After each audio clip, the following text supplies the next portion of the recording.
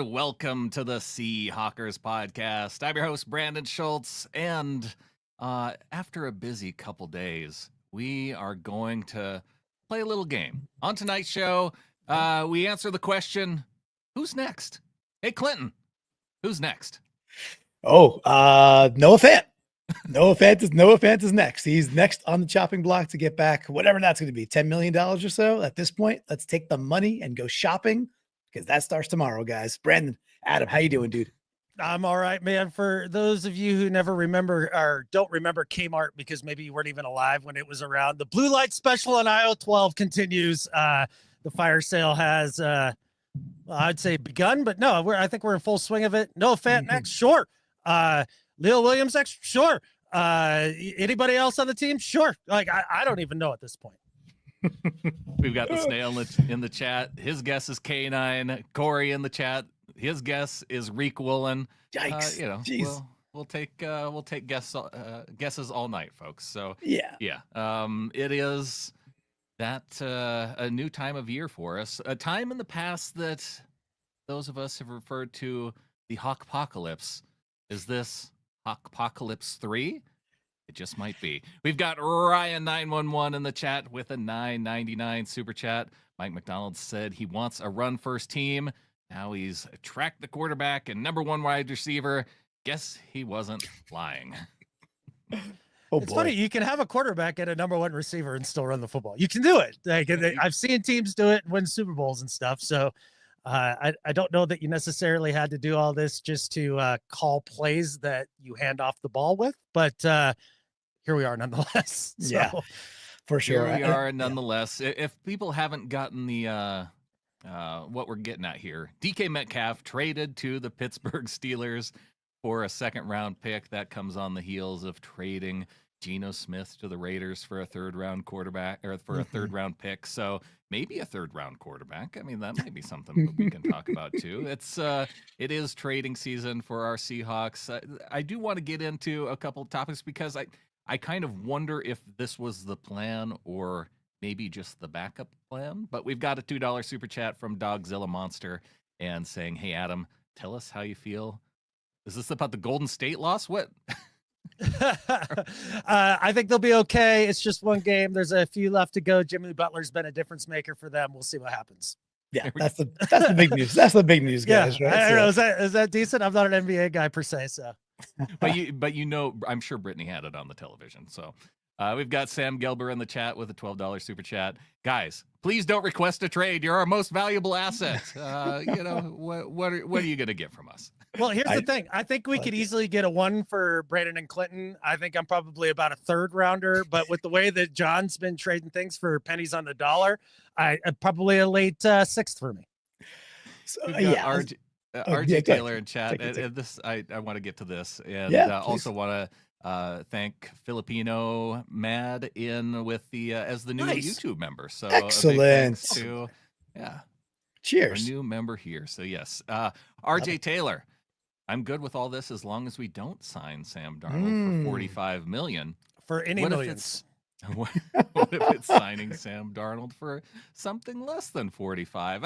I am curious to see what this means for the plan because we aren't going to know exactly what the plan is until we get into free agency, right? He's saying that P word, Adam, the P word. I'm not sure I know what that word means at this point. Do you? He said PLAN, I think. Plan? Peter Plan? What do you think, Adam?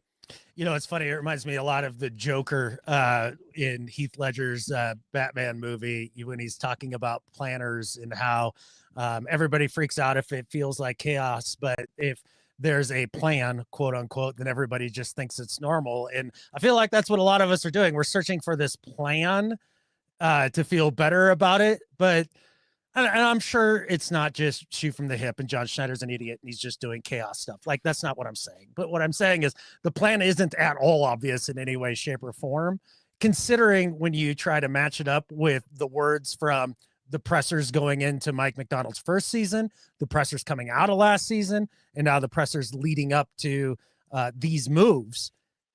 I kept hearing from the staff, from the front office, that oh no, this is a team that's right there. And what we need to do is, kind of move forward, and we're in it to win it. We're not taking a step back, and there's no way this is a rebuild. And then the actions speak exactly to the opposite of that. And I think that's why it feels so unnerving that we don't know the plan, because what we've been told is quite certainly not the plan. So Brandon, I want to ask you, because as of yesterday with the Geno news, Mhm. I was way more bummed and like feeling, I don't know, this like weird feeling of like isolation, which is weird for me because I'm a pretty big extrovert, and with and also just head scratching with Geno. I was like, I don't get it. It doesn't make sense. And some stuff came out that maybe they offered 40 or 45 and he wasn't responding, which is like still like, okay, but still, you don't have to act on it right away. You have moves besides trading him. The DK trade, which is obviously the news of the night, and we have other stuff to get to as well. But the DK trade, for a second, where they obviously take on the salary, they're going to extend him for, looks like $150 million over 5 years, take him through like age 32. We get a second. We have a late swap with a 6th and a 7th. But I don't know. I'm more optimistic now that it's like, all right, if you're going to do it, they're tearing down half the team. If you're going to do it to the studs. And then on the other side, like half the room is being re-signed, half the room is being kicked out. I mean, what's going on in your brain, dude? I'm more bummed after the DK news just because I'm a DK Metcalf fan. So now I guess all three of us can be upset together. But it makes sense.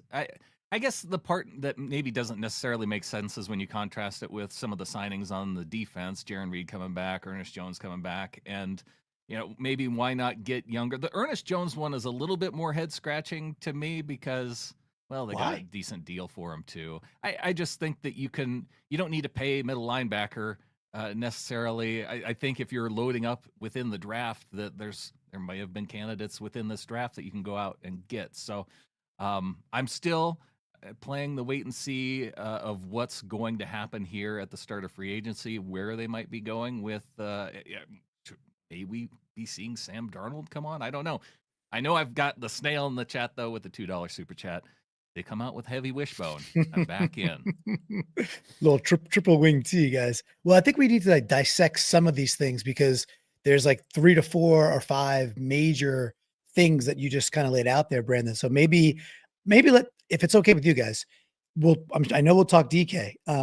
Maybe starting with Ernest Jones, just because we could probably do that fairly quickly. And you just said what you said about like maybe a middle linebacker like not being a big priority. I guess my pushback would just be that on this team with Mike McDonald, I don't know. I think he obviously values that linebacker play. And then we all witnessed what happened last year when EJ got here. $11 million, 3 years. It's pretty good. Bolton got signed today for I think $15 million for 3 years. I like Nick Bolton a lot. It was $15 million 3 years, $15 million guaranteed over 3 years. And it's $15 million up front. Like there's a $50 million. Yeah. And we don't know the exact details of the contract either. I think the details just came out on Jaron Reed's on Jaron Reed's deal. So it's still going to be a little bit before we know the exact details. But at the face value of the Ernest Jones contract, it seems it's not crazy for a linebacker salary. And yeah, you pointed out the salary for Nick Bolton, very similar. And then you look to what the Jets signed their linebacker for, and he has a little bit more pass rush upside. And it was significantly more than either Bolton or Jones. Yeah. So with Ernest's contract, it would be something I'd be super stoked about if we weren't doing what we were doing on the offensive side of the ball. To your point, Brandon, you said, well, there's probably linebackers in the draft that you could have gone out and gotten, but they could also be Baker, rather than Jones. And we saw the difference between those two players in that defense, in just what a difference Ernest Jones made to bringing Mike McDonald's vision to life. And I don't understand paying veterans on the defensive side of the ball if you're tanking. Because, look, getting rid of your starting quarterback, who's very good, getting rid of a top 15 wide receiver who's very good, and obviously Tyler retires / is released, or maybe doesn't retire. Obviously, he wants to play more, but you know what I'm saying. Tyler released. Like those are moves that say to me through your actions that we are loading up on capital, draft capital, and money under the salary cap to go out and completely remake this roster. And the thing is that if the plan is to go out and get a young quarterback, like somebody out of the draft next year, why are you signing these veterans on the defense whose timeline is this year, next year, and the year after, when your new rookie quarterback's timeline is going to be next year, the year after that, the year after that, and the year after that? It doesn't make any sense to me. Plus, it would hurt your ability to have a high pick to start with, to package together with all these extra picks that aren't really all that premium of picks that we've gotten out of these trades, to try to ensure that you get that quarterback in 26. So as far as to me, long-term in the NFL is 3 years. Anybody who's thinking past that, like, that's fantasy land, in my opinion. If you think otherwise, that's fine, I guess. But in the next 3 years, this is a schizophrenic way to go about building a team. Yeah. Good. I don't know. I don't know if I'm ready to label what kind of process this is, especially when we're like 3 days in. Well, shoot, free agency hasn't even begun until tomorrow. So It's wild. I would kind of want to wait until we get to the draft to really evaluate what happens starting now, until that point. But I mean, we can react on the fly, which is what this the show is all about. And yeah, I don't know what we're going to talk about. Which is awesome because we don't know the future moves, so we don't know what's coming, and so a lot of our takes are going to be real stupid in about 3 weeks. That's what makes this extra fun. Yeah. But if we spread our chips around, one of them will surely hit, right? Oh, absolutely. Even a blind squirrel, Clinton. That's it. That's right. Yeah. So, and I do that. So I 2 days ago, yesterday, I was like, this is crazy how fast it's moving, right? Yesterday, I'm like, okay, I think we're in full tank mode. Then the moves from today, and I see that, our Ryan 911 there, our executive live producer, puts up saying we're not tanking. And so, okay, then let's just go down that track for a second and say, okay, if we are not tanking, then what also has to be true? Because that's a worthy exercise, I think. I think it's on the first of all, it's the NFL. So it's the QB side. So I think Schneider thinks he has a good shot at Darnold at whatever price point, right? Whatever it is, like you need a quarterback if you're not tanking, right? Just for the exercise. But then I think there are some other tier guys that he believes can still be worthy. And I was texting with you guys, and I know this might get tomatoes thrown at me, but I think Aaron Rodgers is going to be on that short list of dudes who could get in there with a quality team and potentially go win 9 to 11 games and not tank. I know people are going to hate hearing that. Besides that, on the free agent level, I don't think there's another option, guys. I think it's Darnold, Rodgers, and that's it, unless you're like trading for JJ McCarthy, which is not happening. I don't know if you guys have other thoughts on just the free agents of QB, because if we're not tanking, well, then we need a starting quarterback. So how do we complete that puzzle? Brandon, what do you think? I don't know why you would go and get Rodgers if you're not tanking, especially at his age and the style of play that we saw from him with the Jets last year. Like he wasn't good. It wasn't good, and that seems like kind of a tank move. And also, I mean, what it just that would seem like a weird move to me. Darnold. If you're not tanking, Darnold makes the most sense to me because he's the most capable quarterback out there. We saw him win upwards of double-digit games last year. We saw him have 5 comeback victories last year, and he didn't perform in the playoffs against a pass rush and the Rams. So you would have to fix the offensive line, which is kind of what you had to do anyway this offseason. Yeah, you get a little bit younger. Darnold makes sense if you're not tanking. I don't know if there's, other than finding another scrap heap quarterback that you think that might be good, that you're going to pair with Howell. Yeah, Mhm. I would have my questions, Adam. Yeah, so I guess if we're doing the exercise of we're not tanking, we're going to Right. be hyper competitive this next year, and you've got this now cap money that honestly isn't all that different if you had just traded DK and kept Geno if you sign Sam Darnold. Because all the people that keep telling me, well, we'll get him for 20, we'll get him for 30.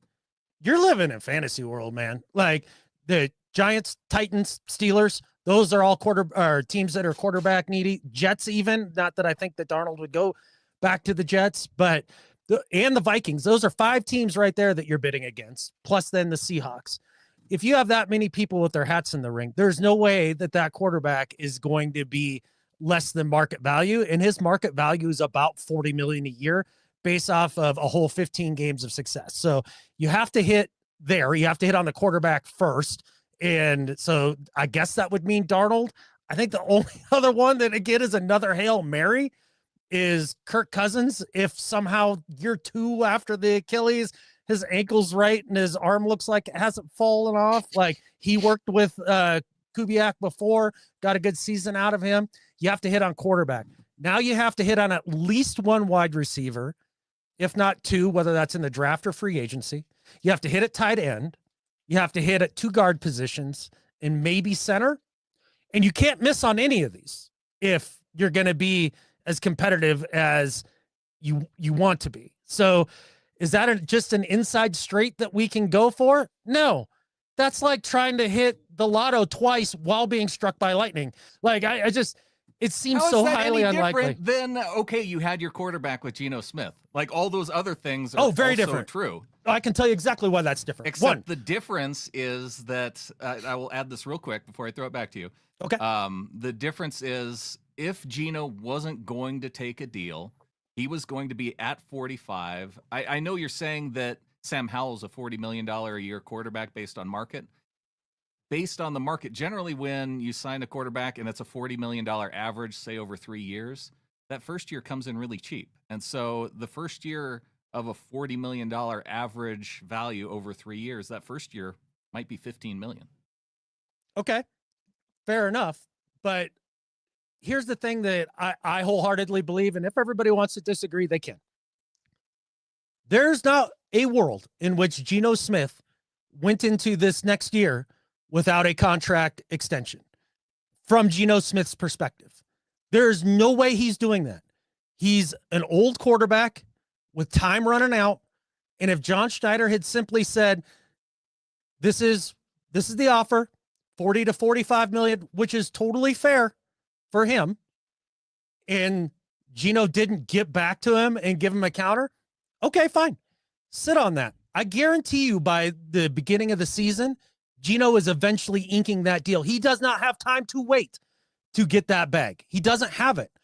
So at that point, you have all the leverage. I don't think that there was a need to panic and trade him to the first team that you talk to for a low 3rd rounder. That seems silly. But the reason why it'd be better with Geno rather than Sam Darnold is that with Geno, you've had 3 years of Geno. He has proven he is a very good quarterback for the duration of 3 seasons and has been good in the clutch over 3 seasons as a whole in a terrible situation.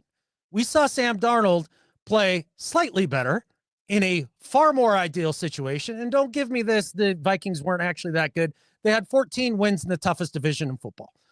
Their offensive line was markedly better. I am sorry, Brian Nemhauser, this narrative that he's trying to paint that wasn't really all that better. I watched the football games. Don't gaslight me and tell me that my eyes didn't see what I saw. Sam Darnold had a slightly better season in those conditions for a whole 15 game. The rest of his career has been a dumpster fire. And in the last 2 games, the final regular season game, he crapped the bed in the biggest moment of that season. And then you saw what would happen if he's in a similar position to Geno Smith when the Rams dump truck the Vikings offensive line in that one game.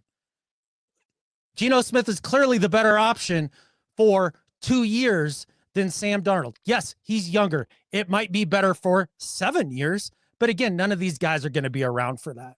So I just think that back to the Golden State. No, this is Geno Smith. He clarified. I misread that. Yeah, furious still. And so then Dogzilla Monster was happy that you actually did get around to the actual question. okay. Sorry, I interpreted that wrong. Yeah. So then at that point, you trade DK, got a little bit of extra draft capital. You invest in the offensive line. There's more than enough money under the cap when Geno does sign his deal to have a lower cap hit that'll look just like Sam Darnold's would. And you can fix the offensive line, get a tight end, bring in an edge rusher. Now we're cooking. And this is 4 steps back for possibly 2 steps forward. I don't love it. Maybe in 5 years it'll look great. I don't know. Derek Williamson saying, "Wait, I thought we were supposed to be freaking out about DK." Yes, we're still freaking out about Geno.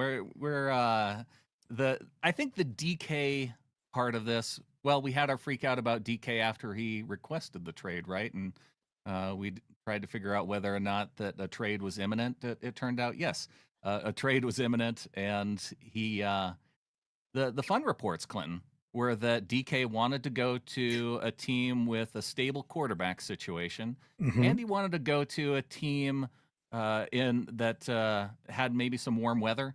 Yeah. And he wanted to go to a contender. He might have got one of those 3 things. Which one? Take your pick. Maybe tomorrow if they sign everyone except Darnold. The weather. Yeah, exactly. Yeah. So if they sign Darnold tomorrow, maybe. And by the way, that was something I was like, okay, he gets traded, and he's basically immediately signed. And I do wonder if that is a precursor to the rumors are out there that the Steelers are going to put an offer in front of Darnold. So how does that impact Sam Darnold when he's looking at George Pickens and DK versus like JSN and a grab bag of who's who? So that's interesting, right? So that may actually end up impacting Darnold for better or worse for us as well. So there is this whole, network of things that are happening, dudes. So on the DK side though, guys, we end up with the 2nd round pick. I don't think, 2nd round pick, and they take on, we basically get back $30 million essentially, right? Of money we would have spent. So I don't think that's bad comp. And I don't think that's bad process. If you're just not, if you're not going to sign the guy, that's not a bad haul for DK Metcalf.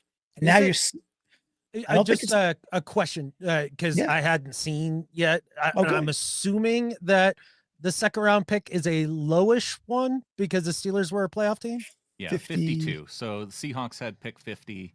Steelers had 52. It's still higher than awful. It's not great used on DK. It's not great. No, you would have wanted more. I think initially the report was they wanted a 1st and a 3rd. A lot of people that I talked to said there's no chance that they're getting that. Right. Which drops you to a 2nd. It's probably a lot like with the Geno trade, as good as they could have done based on the circumstances, I think. I agree with you about DK. I disagree with you about Geno. From that video you guys sent me from Grant Cohn, it sounds as if coming back from the combine, Pete went up into first class and talked to John for like 2 hours where this trade was basically lined out. Like, I don't think the trade was lined out in first class in a discussion like on an airplane. I think that they probably talked, but I just find it unlikely that there aren't, of the quarterback needy teams like the Giants, there wasn't a slightly better offer than a very late 3rd rounder. Yeah. I mean, that one, I'm still, again, I agree. I think we did better with the DK one. In a perfect world, I would not have wanted to do the Geno one, but at this point, it's also like, it is, we're turning the page now. I think we should, right? I think we should mentally be like, okay, we agree or don't agree. We got to look at what's next. And now we have 5. I mean, here's the deal, guys. We got like what, $90 million in cap space, or 60 something million plus the 30 we would have spent. And I know the EJ money's in there, and Jaron Reed signed today. I understand all that, but they were going to sign. They're accounting for that stuff. But now we have 5 picks in the top 92 inside a draft that is being heralded for being like, hey, there might not be star power, but this is a supposedly ridiculously deep draft class. The top 100, very, very, very stocked. Now, I mean, now it's Snyder. He's got to pull it off. He's got to, and it's not necessarily an inside straight, because I'll speak for me. I think if we do something with a quarterback, whatever that might be, starting tomorrow, but let's say the defense takes a big step forward, like, and gets pretty close to elite next year, or is elite next year, and it's like, oh man, we're a quarterback away. Like, that's a real possibility for 2025. Yeah. Like, it's like, oh, we're a quarterback away, and we have chips to go play the next year for 26. Because that could be, we won't know who's a free agent or demanding a trade, because that's happening more and more, right? And then the class is supposed to be a lot better. Or, hey man, they might fall in love with Kyle McCord. They might really like. No, they might. No. Choose another name. Don't put that out in the universe. I like his touch, but Jackson Dart, how about that? Maybe. Yeah. So Jackson Dart has that one throw that everybody's posting the highlight video of that looks a lot like, I don't know, Zach Wilson. And his and his throw downfield. Although at least Jackson Dart did it in an actual game, and Zach Wilson did it during practice. So while everybody is here, we would like you to subscribe to the show. Gosh, we have almost 800 folks tuning in. Let's go. We are glad you are finding us here on Sunday night. So if it's your first time here, hit subscribe, give us a little like. And coming up Thursday, April 24th, we are going to be at the Clearwater Casino Resort. We're going to be doing a draft party and a live stream. And hey, with all these picks, it could get real fun. Maybe we see our Seahawks use some picks and trade up in the draft, gentlemen. Hard telling, not knowing. I do have a question for you guys. Chips. Yeah, we got the chips now. What do you got? So the contract that DK signed with the Steelers, 30-ish millions a year. Yep. Do any of you have any interest, like in a bizarre world, would you have had any interest in giving DK Metcalf 30-ish million a year? I don't have a problem with it. I was prepared to do it back before all of this started. But that would have been if we were in go for it mode, and in tear it down mode, then it doesn't make sense. To answer it for me, like I go back and forth, and I'm emotional about it. So I know I try to suspend that. I think I end up on the side of no, because, and it's less a DK thing. It's DK being a very good wide receiver, not, maybe not great, but a very good wide receiver. It's just roster building in the NFL. Like it's like, I try to remove DK, the dude who I like on the field. Is that where I want to put our chips? Or if we get to take that stack back and starting tomorrow, go get a guard and a center. That, to me, it's like, that's what you should go do. So that in isolation, Adam, no, I think we made a good deal. We got the money back and we have a second rounder.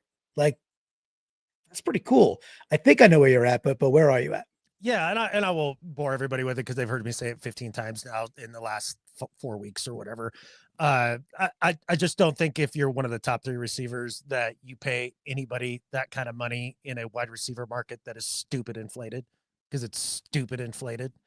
And especially when they're so dependent on everything else going right around them. And especially if you're not a team that has all those things figured out, you don't pay somebody like DK Metcalf. So, should the Steelers have traded and paid $33 million for DK Metcalf?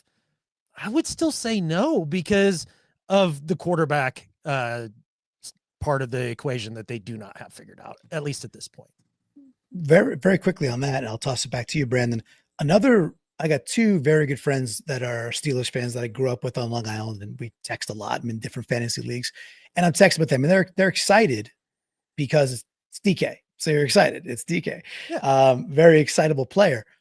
And then, but when we're going back and forth, it's like, okay, but you kind of just got another George Pickens. Like, they have DK. George Pickens is good. And I would even say Pickens is a little bit more skilled with coming down with those super tough catches than DK is. And DK is okay at it. I'm not pissing on anybody's grave here. George Pickens is a big bodied, good wide receiver. So I don't think they're differentiating much. And then now they're paying a lot of money for DK, which makes it interesting to be like, well, what are they going to do when Pickens comes up for his contract? re-up him. So I think it gives him Pickens insurance, because I'm not entirely sure that Tomlin is in love with Pickens, the player, mentally in maturity wise. Not to say that he can't get there, and Tomlin hasn't dealt with diva wide receivers before and gotten the best out of him, but this gives them a little bit of a buffer in case Pickens can't get his head screwed on straight in a way that makes him a more consistent professional. Yeah, well, I think that's probably quite enough of Steelers talk, Monster right? in chat. A new member out on YouTube. Any of our new members, by the way, you have some new icons that you can share within chat. And so one of the little benefits of being a YouTube member, apart from supporting us and being a YouTube member, should get you into our Discord chat. So if you have the link there, subscribe on YouTube, get a link to our Discord. If that doesn't work, send us an email, gohawks@seahawkerspodcast.com, and I'll make sure and get you a link to our Discord. Another way to join too, getintheflock.com, help support the show.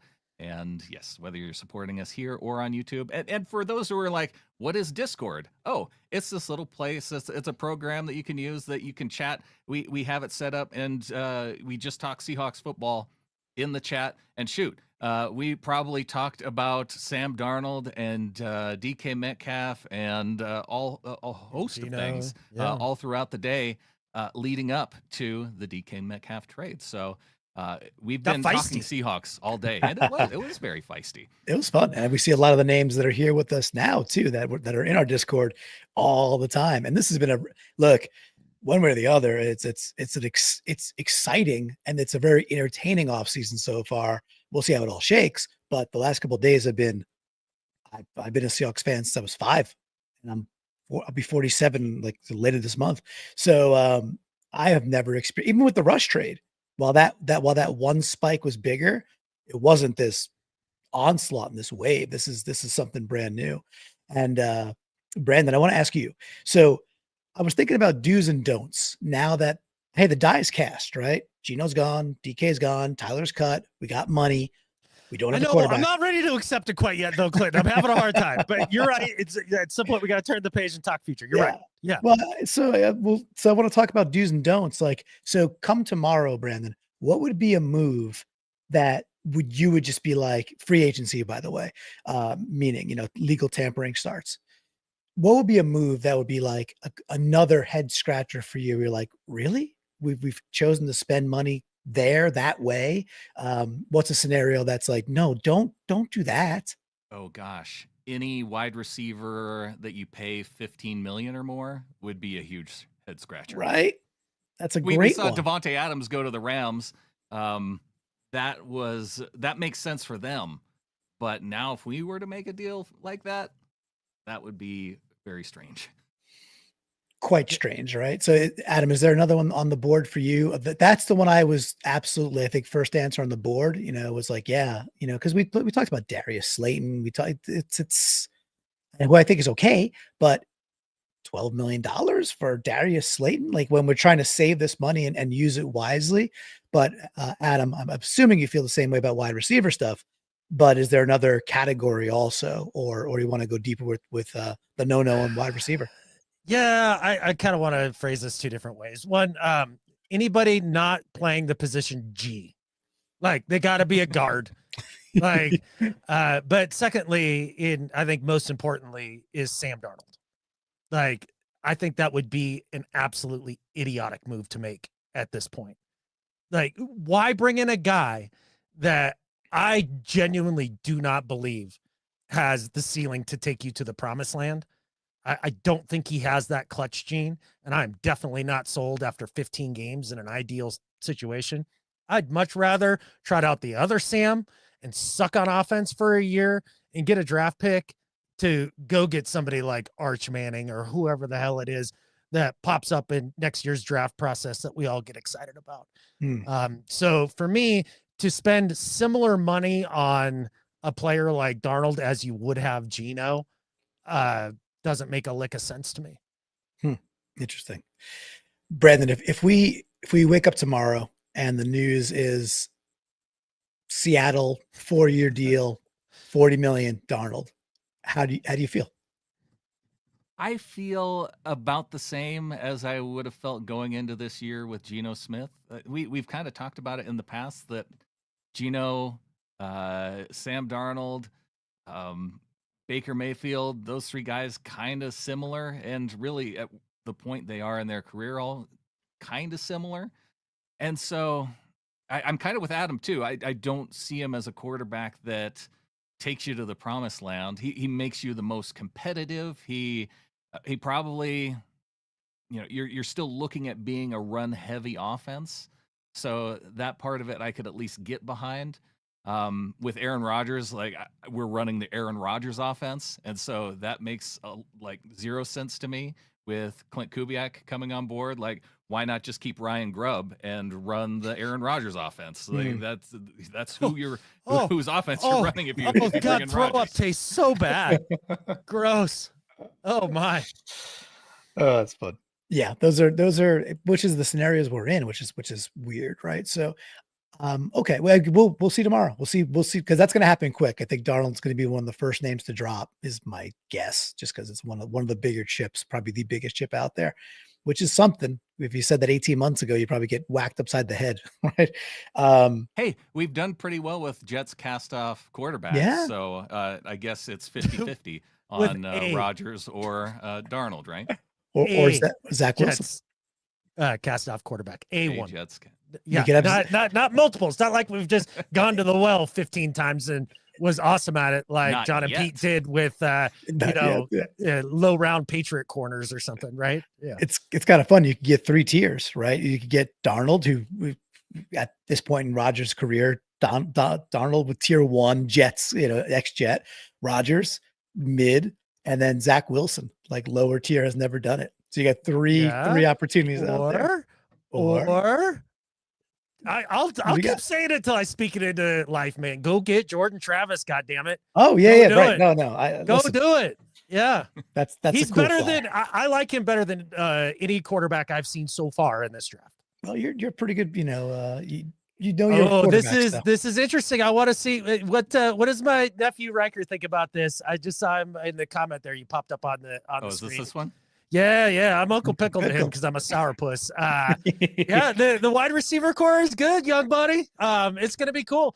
In some ways, I hope you bring back Russ just because it'd be fun, Russ to DK. But I think you can do better than that. Go sign Sam Darnold. He makes more sense for your team right now than he does for ours. That might be right. Brandon, I got one for you too. So, and our wide receivers, like I think all 3 of us are like, no, don't go spend on wide receiver. Free agents are not great, and it's not a big year for wide receivers in the draft either. It's not a stellar year. Okay. So it's kind of an odd year to ditch your 2 best wide receivers, but that's what we did, right? Again, the die is cast. What do you think about, there's a certain player on our roster who is a fan favorite. Do you think he has a chance to actually be a legitimate 2 or 3 in the NFL? Talk about Jake Bobo. Do you think Bobo can? About, yeah. When you said fan favorite and when you said wide receiver, the obvious target there was Jake Bobo. Jake Bobo. I know we love Jake Bobo, and I love him more as wide receiver 4. And I think if we start to see him more, he's not going to be fan favorite Jake Bobo anymore. I want him to stay as fan favorite Jake Bobo. Just a little bit of taste every now and then. Too much of that, and it's going to get spoiled real quick. I think Jake Bobo's game, because he is a little bit slower, but kind of like is good at changing speeds and is deceptive a little bit. I think that works nice in spurts.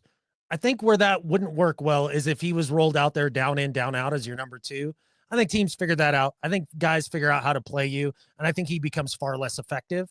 So as Brandon said, as like a wide receiver 4, guy that comes in case of injury, things of that nature, Bobo all day. But Bobo as a number 2, I think that he'll end up exposed eventually. Yeah, you're both probably right. The optimist in me says year 1 Bobo, he was used more, and he was actually used less in year 2 with the ascension of JSN and then just Grubb. And he was better in year 1. He got more opportunities. He made better, just the spectacular toe tappy type catches and stuff like that. And he actually was a little more secure with his hands in year 1 too. Year 2, he had a couple of drops. It was like, oh, yeah, that was not part of your game. I guess I still look at that and be like, I don't know, could that guy be Joe Jaravicious? Could that guy be a Bobby Ingram? He's not going to fly around the field, but he's a very savvy route runner who happens to have unbelievable hands and knows how to use his body. So I don't know. I'm not sure they'll even risk it. But if we're saying we don't want to go crazy in free agency, right? Because we don't think it's worth the squeeze. It's not. They might draft 1 or 2 in wide receiver. That's likely, and you could always trade. I don't know. I just think that maybe give him the shot to be a legit 2 or 3 and maybe surprised to the upside. I mean, Brandon, I see you smirking, but I don't know. I guess I'm being too much of an optimist. It's a cute, optimistic thought. And Yeah. I appreciate that from you, Glenn. He'd be fun, wouldn't he? Chan Man saying, I think a question that maybe we've already answered. Would you rather have a quarterback tomorrow or an offensive lineman signing tomorrow? Offensive lineman all day, because I think if this goes the way that it's kind of trending as of this moment, if it's a quarterback, then this blow it all up strategy is not where it's going. If it's an offensive lineman, then now you're looking to build your team in the right spot moving forward. Then if you kind of stink this year, then at least if you're drafting a quarterback then in the 2026 draft, or maybe a free agent option comes open that makes sense. I know a lot of people say Anthony Richardson. Hey, if you see a year out of him where he looks like he might actually be good in the future, then we can have that discussion. Until that happens, no on Anthony Richardson. But if you would want to have an offensive line then in front of the quarterback ready to go, rather than trying to build it after the fact, which is what they've done with Geno these last 3 years, and it hasn't worked. Yeah, to answer the question here, I'd rather have a Geno and then 2 guards. That's what I'd rather have. Geno's not coming back, Adam. because then you're an actual contender with a puncher's chance to win a chip. But since Geno's gone, offensive lineman all day. I don't believe in really any of these free agent quarterbacks, and let's just improve our stock for next year. I don't love the quarterbacks in this draft to this point. I haven't gotten through them all, and I haven't really deep dived. It's going to happen this week, but I so far not loving what I'm seeing there, and we'll see what happens. Yeah, it's supposed to be a very deep tight end draft, which is cool because we're entering a system, a lot of 12, a lot of 13 personnel. I think we really only have 1 tight end. For me, AJ Barnes, our tight end. I still think Noah Fant is not long for this team, given the motions of what they're trying to do on offense. Maybe I'm wrong, but I don't see it. I think Kubiak wants way more like 2-way style tight ends in his offense, and Noah Fant is not that. By the way, he's not. I don't think he's a good enough route runner to be just a move tight end. He's like somewhere in between that. He's okay, but he's not by any means like a Kelsey. But it's supposed to be a really deep tight end class, which I'm excited about, and a little love for Dan Viens. He had a real nice pod the other day. Guy's name is escaping me, but he's a tight end guru on Seahawks Forever, and they went through the 5 or 6 top dudes, and he really went into some good detail. So it's a good list, because especially for us this year, because I just think we need to load up on tight ends. So I'm actually like my anti move tomorrow would be like, I don't want like Juwan Jennings. I don't want the New Orleans leftover to come on over, and he's going to cost a decent amount of money. I don't think he's a particularly good blocker. And the draft is they're saying, 3, 4, 5 guys, 2 studs that are probably going first round at this point. So that'd be my no, guys. It's like, I don't want to see us go fishing for tight ends along with wide receivers. Nobody that catches the ball. How about that? Fair enough. I think I can get with that. Yeah, for sure. Nice. Yeah. Nice. All right. I think we have some chats here in the past that I want to get to. Yeah. And let's do it. If anybody has a super chat they want to bring into, I can put you to the head of the line. But I've been starting a few comments here just because I wanted to kind of get through the main conversation and figured we could get back to some folks as well. And Filipino Mad, one of our new members, brought this up early on. Said Rattler looked passable as a 5th-round rookie behind a Walking Dead roster last year. If it's not Darnold, I imagine Cubes et al. Can get something out of a tier 2 vet free agent quarterback. And that's what we're counting on, right? Because if it's not Sam Darnold, then you're starting to look at Daniel Jones, Jameis Winston, your favorite, Aaron Rodgers, Clinton. I put all those guys kind of in that same tier. And can Cubes get something out of them? That was a good tier. You just missed one. You put Sam Darnold in a tier above. I was putting him in the same tier that you had Geno. So I thought we agreed that they were about the same. Darnold had a good year. You said earlier they won 14 games, right? So it can't be you don't win 14 games. Right. You don't win 14 games with a bad quarterback. You just don't. Okay. But here's the thing. So I was saying all season, Baker, Darnold, Geno, basically same dude, put them in a bag, switch them on different teams, same outcome, right? And then now we got to the end of the year with Darnold, and you saw what happened when the lights really came on, and you were like, oh no, like that they're not the same dude. And then you get into the pressure numbers. I sent this to you guys, completion rate under pressure. Geno was 14th last year. Sam Darnold was 27th. With a clean pocket, Geno Smith was 14th in completion percentage. Sam Darnold was 29th. With a clean pocket. He was one of the worst quarterbacks in the league via completion percentage with a clean pocket. That's as good as it gets. Plus, Brandon, you made fun of me, but according PFF, he had the highest turnover worthy plays. That's fine, I guess. I mean, take as much take that with a grain of salt as much as you want or don't. But he had 12 picks and Geno had 15, and he doesn't turn the ball over nearly as much as Geno. Right. Yeah. Right. I thought it was funny that you were looking at turnover worthy plays when Geno had actual more turnovers and did it fair enough on multiple times. But hey, back to my guy, which is not great, but Rodgers had 28 touchdowns and 11 picks last year. Does Mike McDonald strike you as somebody that wants nonsense in his locker room? No. Okay. That's all I got to say about Aaron Rodgers. Right. I hear you, but he does strike me as a guy that wants to maximize football wins and just given the field, guys. I'm just trying to prepare people because I know how allergic the reaction already is to the thought of him, and I get it. I'm not like dumb. I understand. I get it.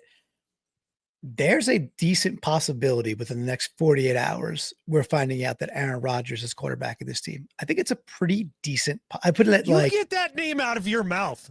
I'm telling you, I put it at like 15%. You put like big stock into Diana Rossini tweets, who is probably getting information from Aaron Rodgers. I look at, yes, there was some noise about it today, but 2 days ago, whatever Geno thing was, the thing I said was I'd rather have Rodgers for a year versus overpaying Darnold for 4 years.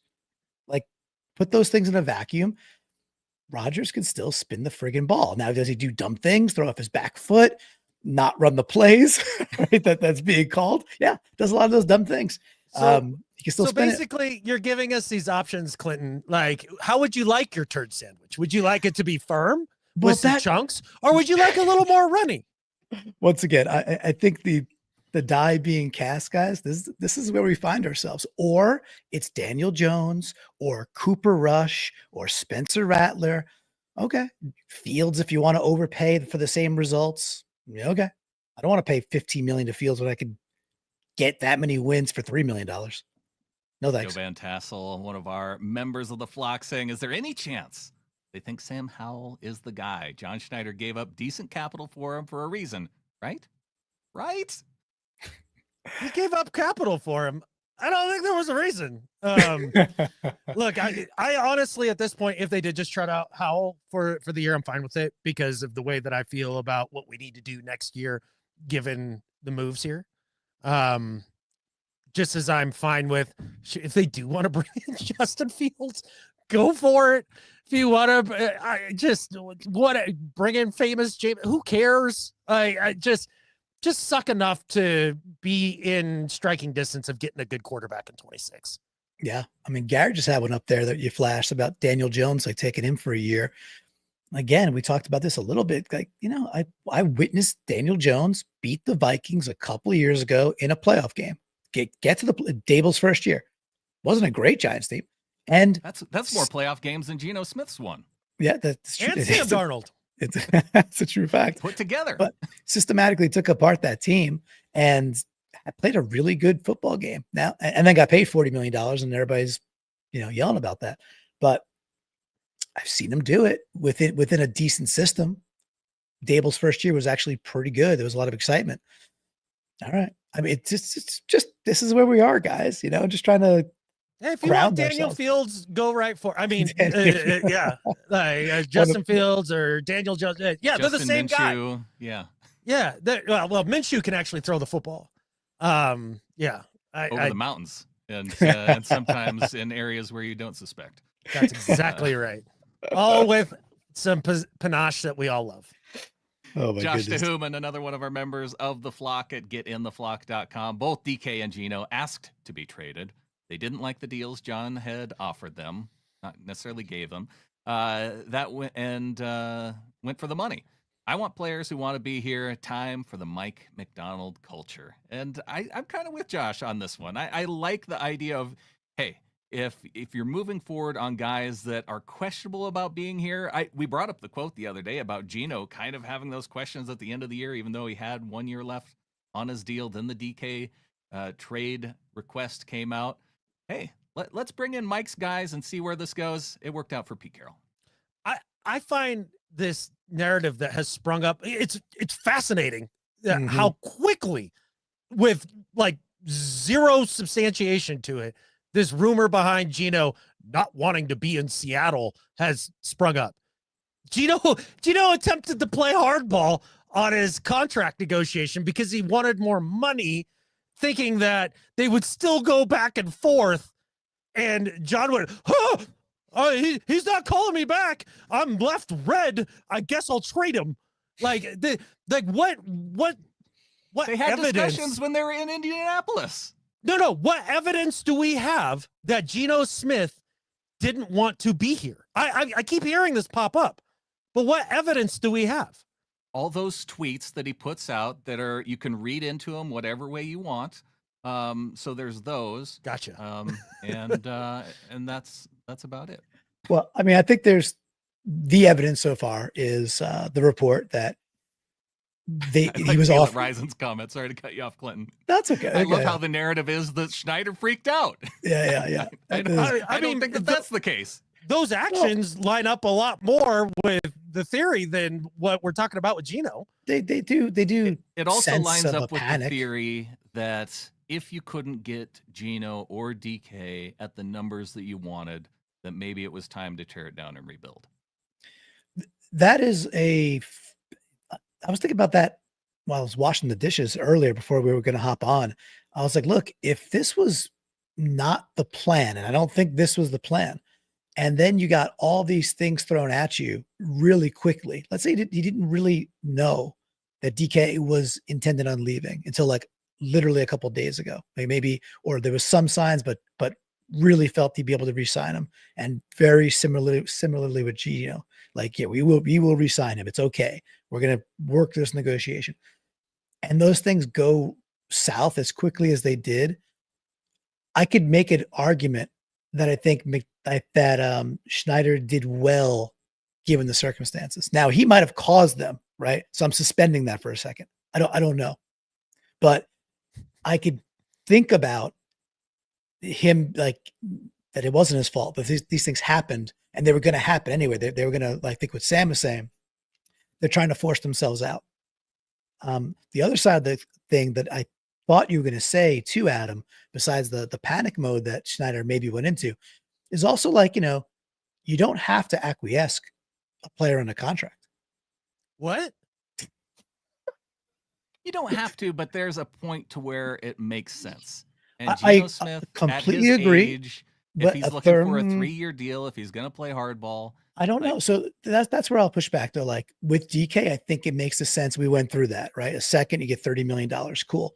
You have a void at quarterback now, which again, I don't want to go down the same rabbit hole. We have to figure that out. But I don't accept like that it made sense in the Geno part. Whereas he could have just said to Geno, hey, tough titty. Like Okay, you well, have we were you through have a this contract. before with Russell Wilson and contract deals. And he made the move on Russ, which ended up being the right move, right? So Yeah. here we are in the same situation with an older quarterback, and yeah, the draft compensation isn't as much. But Well, if it's not you nearly as didn't much. think Yeah. that you were competing for a title next year, then it is the right move to make. And I would I agree know with you you. think that we were, but I don't I think would so. agree with you, Brandon, if this year or if they had done this last year or if they had done this next year, when there's viable quarterback options to go after, if you're legit not tearing it down. Because, a lot of people feel like, no, this isn't a rebuild. Like they're just going to reload and here we go. Well, if that's the case, then you don't do that this year. You make Geno play it out one way or the other. If you're not tearing it down. Now, if you are tearing it down, then okay, I can see the logic for 26 and playing for that. But if they go out and sign Sam Darnold or spend a bunch of money on a free agent quarterback when there's no good quarterbacks out there in free agency or the draft, this is a colossal mistake, and it's the beginning of the end for John Schneider. So that's why it feels like a panic move to me, because unless you're tearing it down and you're willing to suck this year, which again, I can get on board if that's the plan. I can. I don't like it, but I can get on board if that's the plan. But ultimately, if the plan is to still remain competitive, as he always says, and you think you're going to do that with any of these guys, get out of here. We've got Sam Gelber in the chat, another member of our flock. What do you guys think about Malik Willis now? The guy we were supposed to draft instead of Kenneth Walker. I'll take that quick. I'll go quick. I'll be quick on this one. The games that he played last year, they ran the ball like a bajillion times. And for a couple of reasons, because the Packers are able to run the ball well, and they gave the ball to Jacobs like 70,000 times. And Malik Willis went out there and ran a very extremely watered down. Now he did it pretty efficiently, but a watered down offense. He did his job as a backup. So Sam, I'm not into the Malik Willis idea. The other dudes, to me, they still have a higher ceiling. They could pitch a little higher than Malik Willis can, in my opinion. I don't think he could operate and process an NFL offense, for 16, 17 weeks without getting grossly exposed pretty quickly. That's my take, guys. Want to remind everybody who is new here, drop us a like, give us a subscribe, getintheflock.com if you want to help support the show. And coming on up, draft party. We're going to be live streaming at the Clearwater Casino April 24th. We hope you join us there. It's going to be a lot of fun. And Ryan, 911, saying, can we sign dudes tomorrow? I thought it was the 12th. Ryan, if you believe in the legal tampering period, which is what they call the start of tomorrow, I call it the start of free agency. And it's because you're going to start seeing announcements. Now, those announcements don't become official until the 12th, but you're going to start seeing announcements tomorrow morning as to who is signing where. And so, we might be doing this quite a bit this week, guys. Yeah. I wanted to go back to Malik Willis for a second, just because I think if we're talking ourselves into Malik Willis, we're basically talking ourselves into other Matt Flynn. Like, just based off a couple games, look kind of good. Yeah. Sweet. Let's bring him in. Like that's kind of how it feels to me. It's a little Joe Milton-y too, right? He had the one good game at the end of the season against backups. He had an okay game. He had an okay game. Yeah. It was an okay game. Yeah.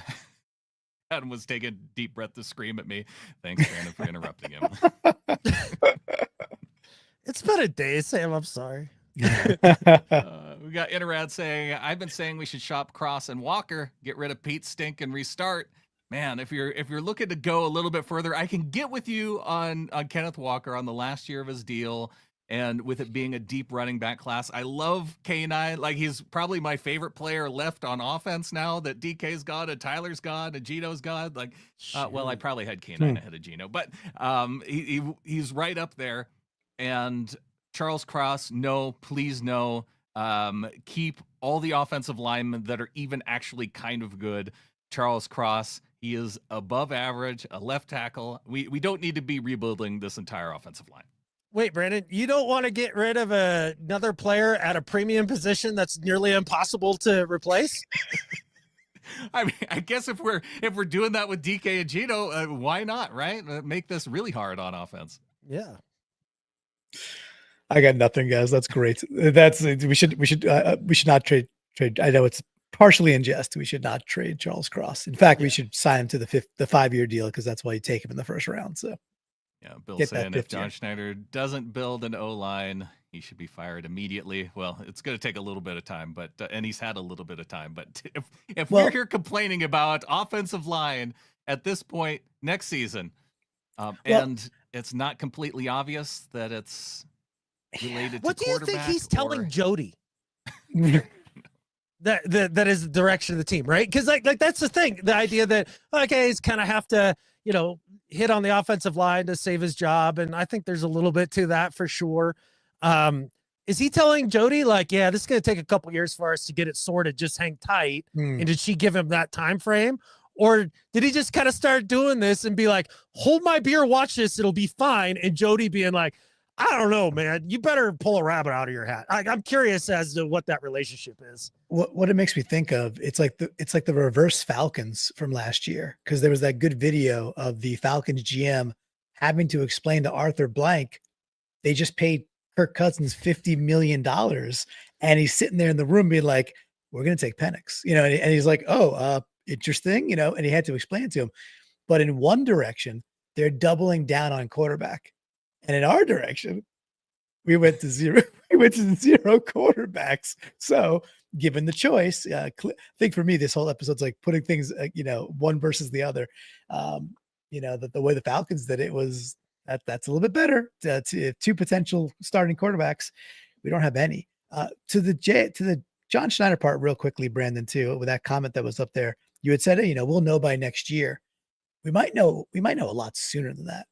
If yes, the draft is here, and if we're not successful over the next, let's say 72 hours or 96 hours, like the first real good wave of free agency, if we don't get, Dahlman at center, Fries at guard, was it Tevin Jenkins, right? Some of these other passable to C plus B guards that are that next rate, I think we'll know even sooner, man. It is possible, and go into the draft with way too many needs. And that'll be, I don't care how many picks we have in the top 100. That'd be bad, dude. I'm going to tell you guys exactly what's going to happen. Yes, let's go. The only move John Schneider makes tomorrow is signing a guard. And then he posts, you see a post out on X from Seahawks that just has like John Schneider sitting behind his desk, sipping a little tea. And he's like, my work here is done. Yeah. It would just have to read happy now.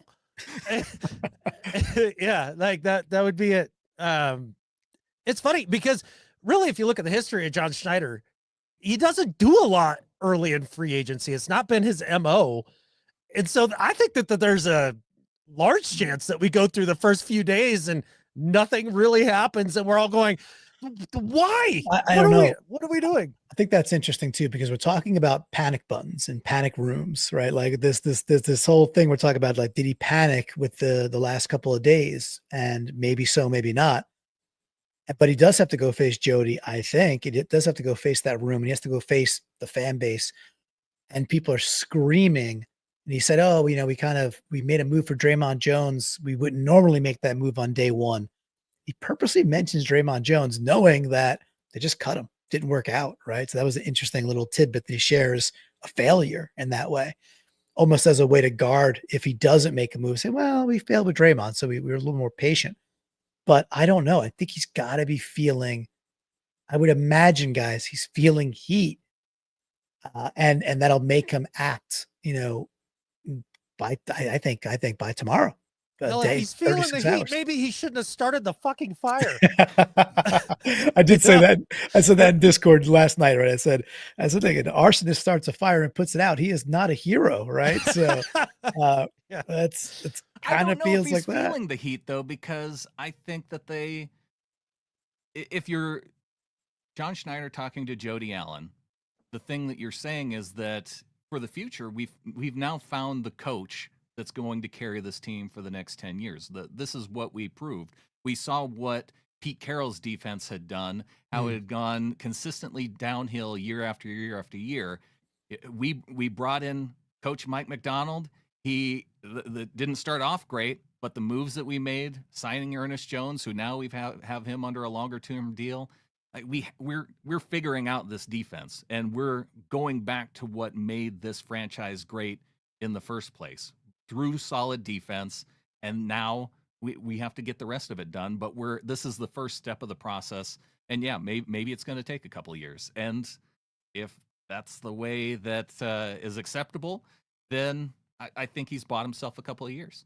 Yeah, maybe it was just to try to buy himself some extra years. I see a lot of people comparing this like to the beginning of John and Pete's tenure, being like, they turned over the roster. They played 1 year with a lot of the dudes and they turned over the roster and blah, blah, blah, blah, blah. Point being, there's one massive difference between these two situations. One is, the biggest one by far, is that this was a much better team that Mike McDonald had inherited than Pete Carroll. Like, that other team had to be torn down to the studs, whereas a good OC, 2 guards, Geno, trade DK, and you're right there. Like, it's crazy. So my question to everybody who doesn't like that option, because they're like, I don't want to be competitive and win playoff games possibly, and then maybe have a chance to win a Super Bowl. I want to have a Super Bowl or nothing. Okay. If that's the way that you look at things, then are we closer to winning a Super Bowl in the next 3 years today than we will be in a month? We'll find out, but it feels hyper unlikely. Yeah, I don't disagree. I don't disagree with that. I think, Brandon, I do think there's a decent possibility though that we'll look back at this offseason, this stretch right here, and the way you were framing it's like this was the recalibration that ultimately Mike and John figured they wanted. And it may lack star power. Because right now this is not a lot of star power on the offensive side, it's just not there.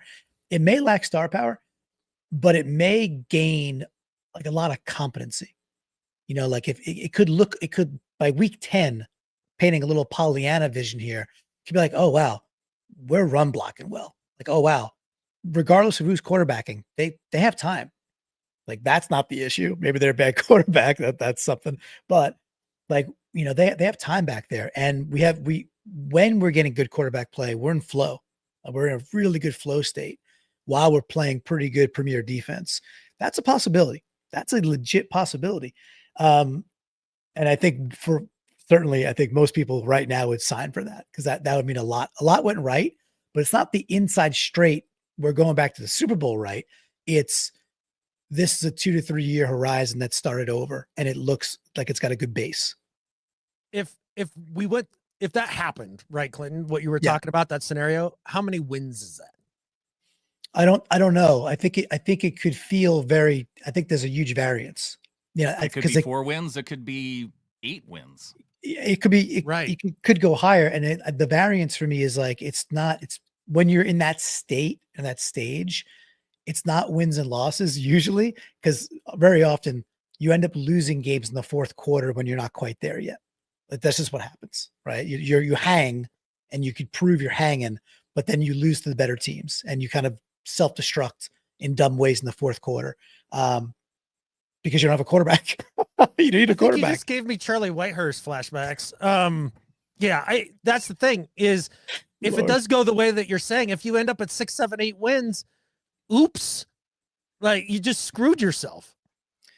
Potentially. But again, the quarterback market is much more fluid than it was 10, 15 years ago. I mean, obviously there's a draft every single year, but more quarterbacks change hands more rapidly than they used to, just flat out. That's just what happens. Right. So that's how I would answer that. It's like, potentially, you could go 6 or 7, and then a Stafford like guy could open up. Man, them are some long odds because it just doesn't happen that often, even though the frequency is up. It's more than it used to be, and you still got the drafts, and you're probably taking a quarterback this year in the draft at some point, and he might be good. Stulo's question in chat: do we think maybe Kubiak was pushing for this overhaul? I'd say it's more likely that he came into this and is surprised now than pushing for the overhaul, because I don't think, as an offensive coordinator who just got here, you're quite in the mode of dictating to the general manager. But I think he's probably more disappointed than he is. Well, maybe he's excited about the potential. Good Lord, this poor guy. Like, gets his shot in Minnesota. Mike Zimmer blows it up by forgetting how to coach defense, and he's out after 1 year. Goes to he was with San Francisco for a heartbeat. He was in Denver there for a heartbeat. But then he ends up in New Orleans as the offensive coordinator. The entire team gets injured. His head coach is a train wreck, gets run out of town in a year. Now he comes here and he's like, man, Geno Smith's a big draw. I've got a big time plan for DK Metcalf. And then he walks into the room and John's like, hey, remember how you had pieces and it was going to be fun? That's gone now. Hope you don't get fired in a year. See ya. Yeah. It's nuts. Oh, that's funny. And it's coming off the season where he, you forgot to even mention the fact that he lost a Super Bowl as a member of the coaching staff on the San Francisco 49ers. Yeah. There you go. That was the best. That was very good. Maybe, I guess I'm spinning everything to the positives now too. Maybe with Kubiak and all this opening, like what could be a positive on, because I don't think he's a happy camper right now. He's like, he had a much better team a couple of days ago than he does right now. But silver lining, maybe he gets more influence in the draft. Maybe it's a discussion of like, okay, well then we got to go get a premier tight end, because we're going to be running 12 personnel, 13 personnel a lot, because our quarterback play is going to be kind of dependent on good tight end play, just shorter stuff, and not pushing the ball downfield as much, because we just lost two of our best guys downfield in the history of the team. So maybe that's there, guys. Maybe that's just a little bit more influence to put more of the capital into the offense, because there's a big imbalance right now. So I think just as an olive branch to Clint Kubiak, just so that he has a toy to play with and have some fun next year. Like, he goes out and he says, you want a tight end? You want a fullback? You want a quarterback? Whoa, I got just the dude for you. We just traded for Taysom Hill. You're welcome. And let's have a Taysom Hill year. Why not? I wouldn't be mad.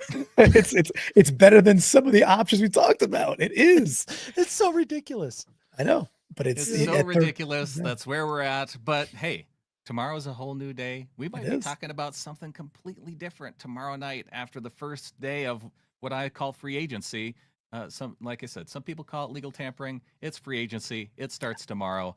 And I have a feeling, gentlemen, we're going to be right back here tomorrow night talking Seahawks. Yeah. So for everybody out there, make sure good reason to subscribe and hit that bell too, Brandon. So that this way, don't let him tell you what to do. This way, if we are going live, then you know what's what. But I'm with you, dude. I think I think it's going to come hot and heavy tomorrow, guys. I think we're going to get a lot of news, and I expect us to be right back here, maybe same bat time, same bat channel, talking Seahawks as we are recalibrating our offense into 2025. I'm fired up, boys. And I think with that, there's only one thing left to say. Go Hawks.